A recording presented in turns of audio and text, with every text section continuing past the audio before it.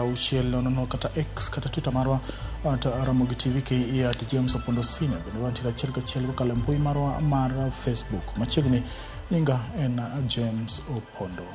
Riwruok mochung'ne kanise pacho ka NCCK omedo duondgi ewi paro mar chik mar omenda ma higani ka gikwayo mondo paro mar chik mar omenda makmano othich oko wirani thoth oganda ma pacho kae osebedo ka kwede ka giloso gi jofwambo e kaunti ma Machakos. Jokanyo mag NCCK bende oloso ewi ng'anyo ma osebedo ka dhi nyime mar kwedo paro mar chik mar omenda ma nyaka sani osekelo lal mar ngima kotelnegi gi jakom mar NCCK bade ma Machakos Festus Malua. Jodologo bende okwedo teko mathoth ma obila osebedo ka tiyogo e kinde ng'anyo mamula ma osebedo ka dhi nyime. Gikwayo duol manono tim obila IPOA mondo tim nonro mapiyo kendo donjne obila ma iseyo gitiyo kod teko mathoth e kinde ng'anyo.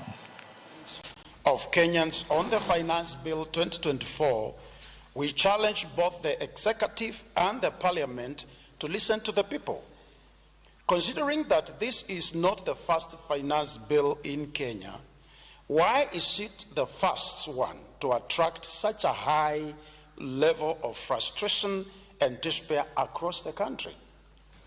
We call for a complete overhaul of the Finance Bill 2024 so that it inspires hope and empowers greater productivity and dignity of life for the people of Kenya. We are therefore deeply concerned about the manner in which security officers employed excessive force during the demonstrations witnessed across the country this week.